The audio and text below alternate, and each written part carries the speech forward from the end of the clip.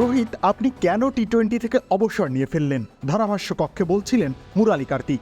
সাবেক এই ক্রিকেটার মোটেও ভুল বলেননি। টেস্ট ক্রিকেটে এসেও এভাবে ব্যাটিং করতে পারাটা কেবল ওই এক রোহিত শর্মার পক্ষেই সম্ভব।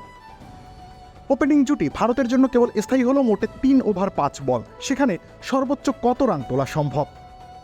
ভারতের দুই ব্যাটার রোহিত শর্মা আর যশস্বী জয়সওয়াল মিলে তুললেন 55 রান। অবিস্মরণীয় আর অভাবনীয় কোনো শব্দ দিয়ে কানপুরের এই ব্যাটিং ঝড়কে ব্যাখ্যা করা সম্ভব নয়।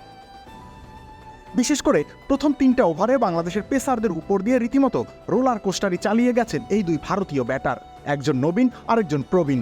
কি অদ্ভুত এক মিশেলে কানপুরের দুপুরে লেখা হলো স্ট্রোকের ফুলঝুরির গল্প।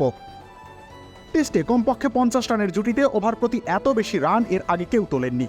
23 বলে 55 রান তুলেছেন এই দুই ব্যাটার, মানে ওভার প্রতি 14.34 রান। এটাই ক্রিকেটের ইতিহাসের সর্বোচ্চ। সুশাসন, সুদৃঢ় আর্থিক ভিত্তি, সুচিন্তা, সবার জন্য সিটি ব্যাংকই ভরসা। দ্বিতীয় স্থানে আছেন দুই বেন, স্টোকস আর ডাকেট।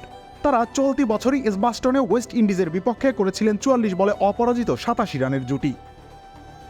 সেখানে ওভার প্রতি রান রেট ছিল 11.86।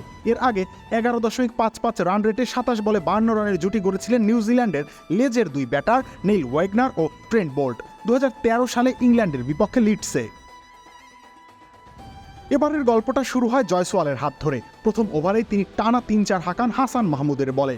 ওভার থেকে আসে 12 রান। এরপর দ্বিতীয় ওভারে অনেকদিন বাদে টেস্ট খেলতে নামা খালেদ আহমেদকে দুটো ছক্কা উপহার দেন রোহিত।